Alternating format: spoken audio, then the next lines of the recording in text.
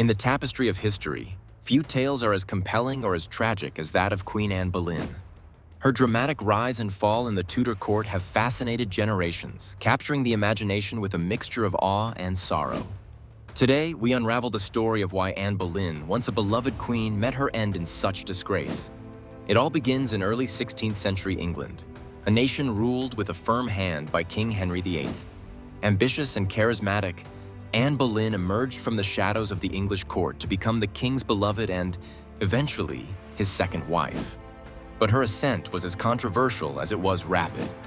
Henry's desire for an heir led him to break from the Catholic Church, casting aside his first wife, Catherine of Aragon. It was Anne's allure and intelligence that captured Henry's heart, and in 1533, they were wed. Anne's coronation was a lavish affair, signaling a new era for the Tudor dynasty. However, the crown she so ardently desired quickly turned into a crown of thorns. Her inability to produce a male heir, coupled with her strong-willed nature, began to wear thin on Henry's patience. Anne's court was rife with intrigue and backbiting, and her relationships became increasingly strained. Despite giving birth to a daughter, the future Queen Elizabeth I, the absence of a son left her position vulnerable.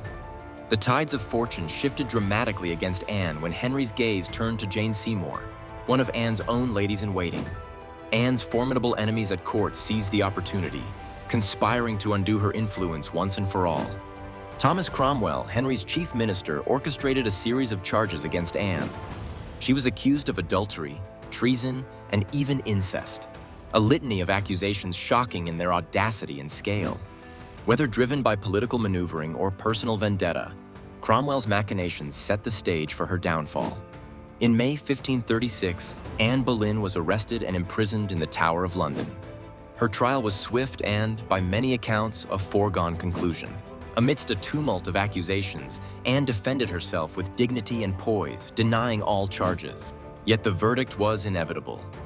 She was found guilty and sentenced to death. Some historians believe her fate had been sealed long before the trial even began. The reasons behind Anne's execution are manifold. On the surface, the charges of infidelity and treason appeared sufficient grounds for her downfall.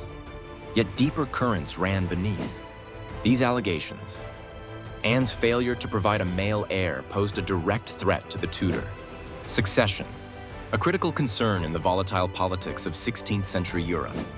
Moreover, Anne's reformist religious views and her influence over the king were seen as threats by entrenched interests within the court and beyond. Anne Boleyn's execution marked not only her personal tragedy, but also a turning point in the reign of Henry VIII. On May 19, 1536, she faced her fate with bravery, meeting death by beheading within the confines of the Tower.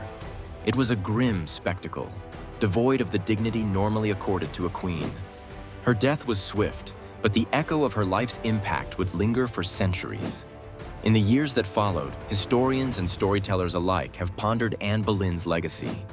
Was she a victim of her ambitions, a pawn in the deadly game of court politics, or a revolutionary whose ideas and influence changed the course of English history?